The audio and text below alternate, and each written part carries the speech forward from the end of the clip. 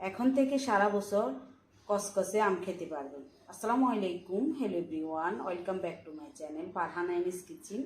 আগের দিনে যখন ফ্রিজ ছিল না তখন আমার নানু দাদুরা এইভাবে আম সংরক্ষণ করে সারা বছর রেখে দিত। চলেন সেই পদ্ধতিটি দেখিয়ে দিই। একটা ফ্রাই প্যান বসিয়ে ফ্রাই প্যানে 1 লিটার পানি দিয়েছি। 1 লিটার পানির ভিতরে উঁচু উঁচু 2 টেবিল স্পুন লবণ দিয়ে দিব।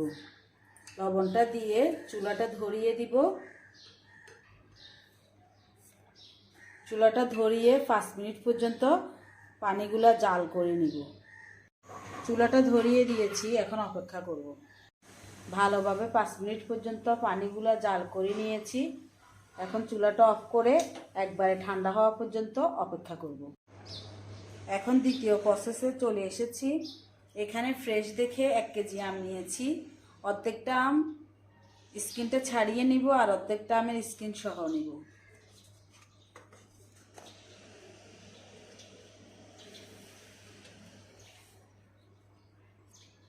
প্রথমে মুখটা কেটে নিব। কেটে একটু মুখের যেই ক্ষীরটা আছে ওটা উঠিয়ে নিব। এরপর একটা ফিলারের সাহায্যে আমের স্কিনটা ফিল করে নিব।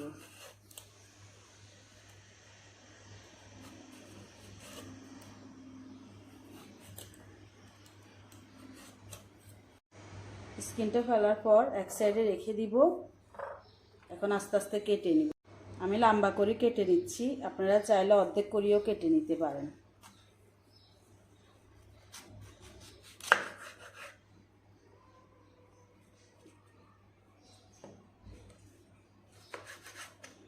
এইভাবে করে কেটে নিব।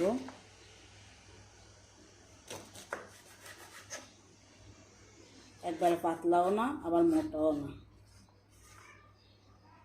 ভিতরের আটিটা ফেলে আমগুলো নিয়ে নিব। এখন যেই স্কিন সহ আম আছে ওগুলা কেটে নিব।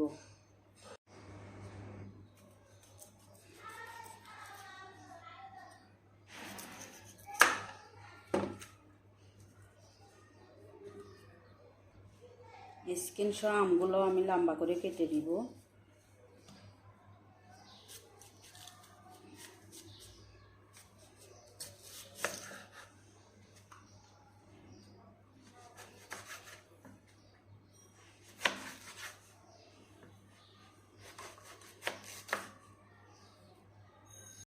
দোনোভাবে আম কেটে নিয়েছি। এখন কিভাবে সংরক্ষণ করব দেখিয়ে দিব। প্রথমে একটা কাঁচের জার নিয়েছি। অবশ্যই কাঁচের জার নিতে হবে, না হলে আমগুলো বেশি দিন থাকবে না।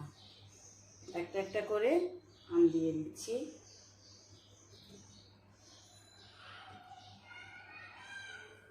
এক লেয়ারে আম দিয়ে উপরে কিছুটা লবণ দিয়ে দিব। এরপর আবারও আম দিব।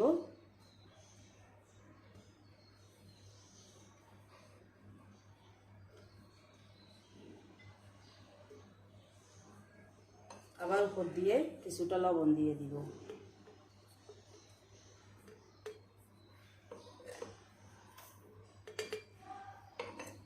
এর উপরে আবারও আম দিয়ে দিব।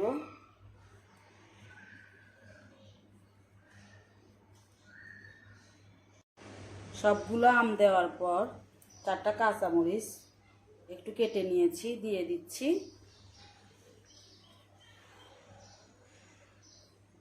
দিয়ে এরপর একবারে ঠান্ডা নর্মাল কলের পানি দিয়ে দিচ্ছি। একবারে বয়ম ভর্তি নর্মাল কলের পানি দিয়ে দিচ্ছি। পানি দেওয়া হয়ে গিয়েছে। এখন এক সাইডে রেখে দিচ্ছি। দ্বিতীয় প্রসেসটা দেখিয়ে দিব। দ্বিতীয় প্রসেসে যে স্কিন সহ আমগুলা কেটে রেখেছি সবগুলো আম কাছে বয়মে নিয়ে নিব।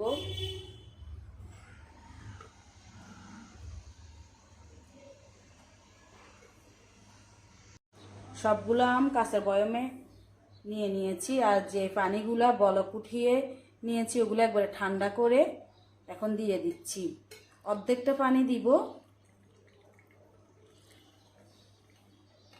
বয়ামের অর্ধেকটা পানি দিয়ে দিব, ঠান্ডা করা পানিগুলা।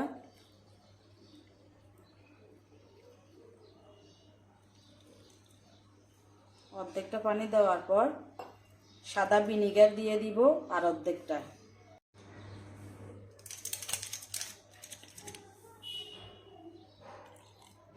আর অর্ধেকটা ভিনেগার দিয়ে দিচ্ছি।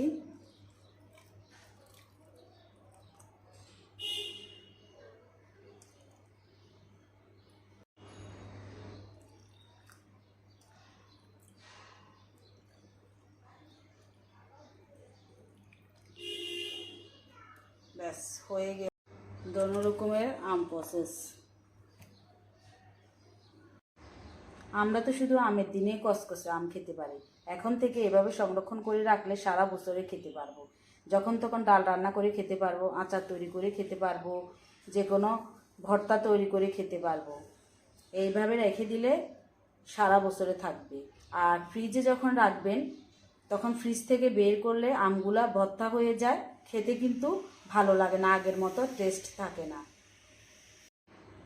আশা করি আমার এই সংরক্ষণ পদ্ধতিটি আপনাদের ভালো লেগেছে। ভালো লাগলে একটা লাইক দিতে ভুলবেন না। আপনি যদি আমার ইউটিউব চ্যানেল থেকে ভিডিওটা দেখে থাকেন, চাইলে চ্যানেলটা সাবস্ক্রাইব করে রাখতে পারেন, আর ফেসবুক পেজ থেকে ভিডিওটা দেখে থাকলে পেজটা ফলো দিয়ে রাখতে পারেন। ভালো থাকবেন, সুস্থ থাকবেন। আবারও দেখা হবে নতুন কোনো রেসিপি নিয়ে। আল্লাহ হাফেজ।